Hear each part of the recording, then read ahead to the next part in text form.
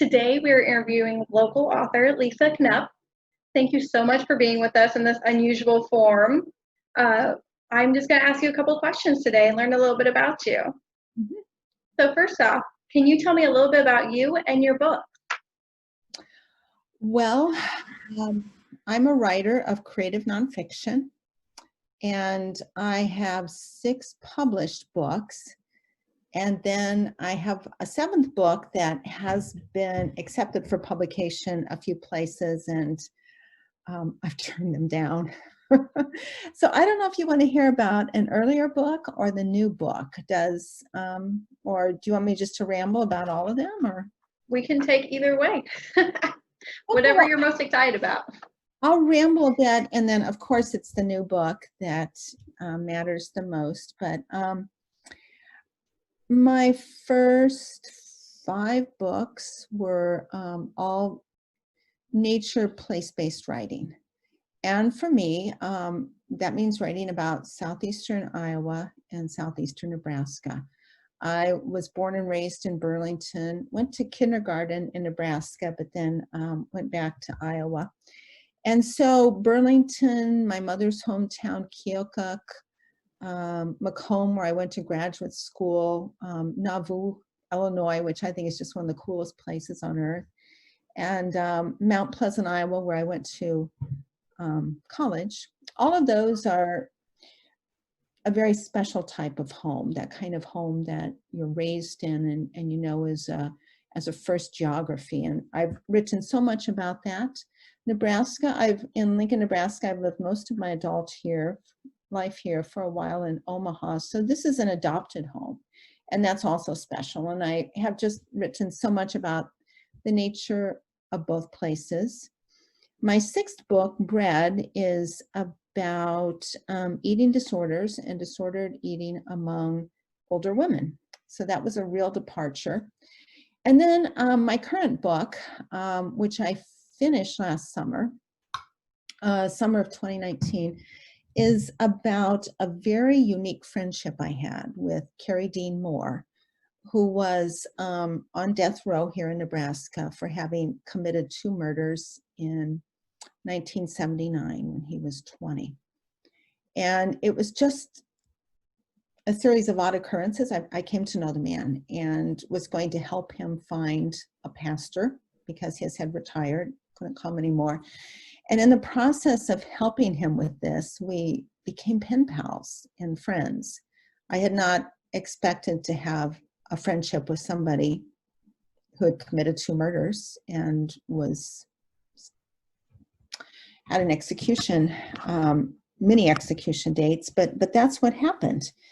And so for 23 years, we were friends through letters, and I would visit him, we would talk on the phone, and it was just a very astonishing, enduring platonic friendship. And it was such a friendship that he had 8 execution dates. I knew him through 7 of those. Many of them were stayed. He was a volunteer for execution. He wasn't fighting it. He just wanted to get it done. And that's what happened in August of 2018.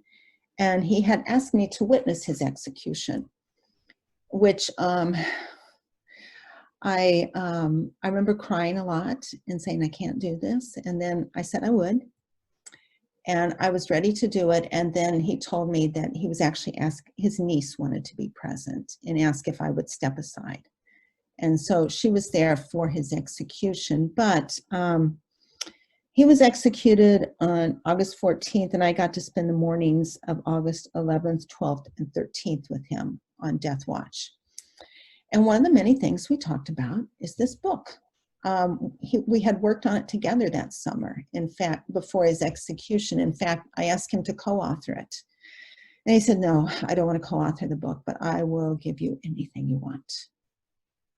And he did. He answered very difficult questions until we ran out of time.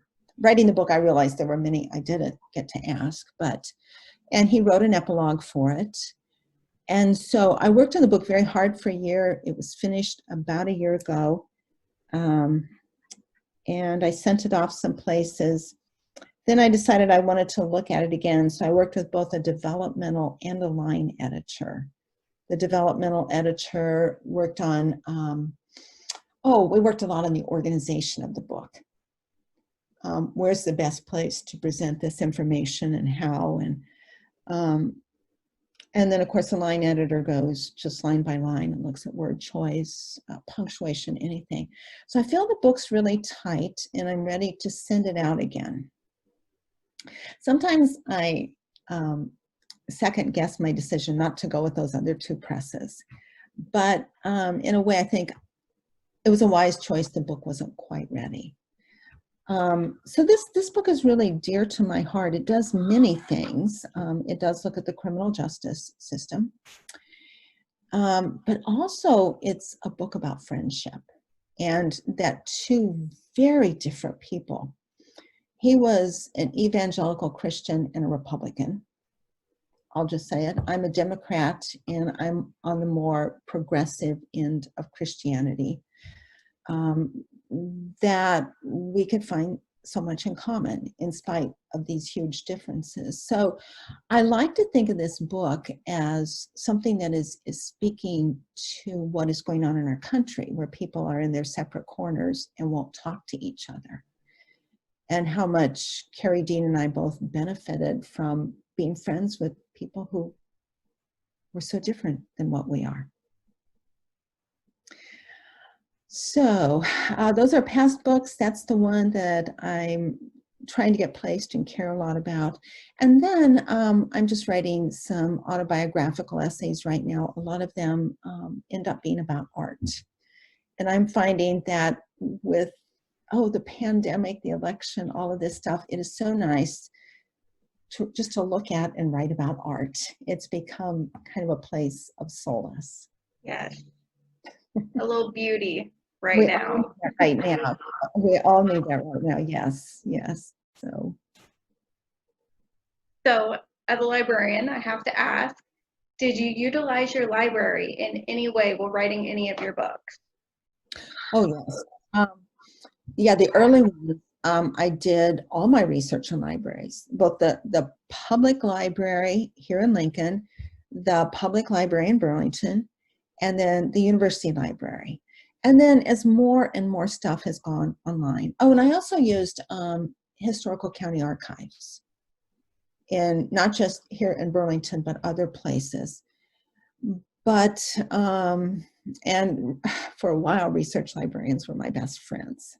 I could find stuff on my own, or I could just ask them, and they could cut to the chase. And that was especially helpful in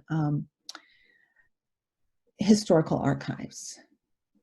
So, yeah, these people know all kinds of things. But as more and more research has gone online, I use libraries less for research and more as just a place to go hang out. Before COVID, I would just, there's a branch library 6 blocks from my house, and I would just go there and work. There's an orange chair in the kids section of the library, and that was mine. I would go work there because I loved all the color and I loved being surrounded by children. And interestingly, I could block them out. And, the adult section, you listen to phones, but in the kids section, you might hear kids reading or running around. And I just found that a really good workplace for me. And until COVID, I checked out lots of materials, lots of books. But now, more and more of the research is done online, which is easy, but I also consider it a loss not to go to a physical place where there are books and other people reading and doing research and librarians to help. Right. And we are trying to move into that, the more modern age, and we're trying to help out more online and just show that we are still useful. Still very relevant and necessary. Yes, yes. So where can our patrons get any of your books? Well, some of them are there, or at least they used to be. I think you may have all of my books at Burlington Public Library. If not, Christopher at Burlington by the Book has some of them, and if he doesn't, I can help him get them. It's always, if you're going to buy a book, it's always best to go to a local independent bookseller. And then there's some online places that I won't name where you can probably get them more cheaply. And, you know, do what you need to get books. That's what I tell people.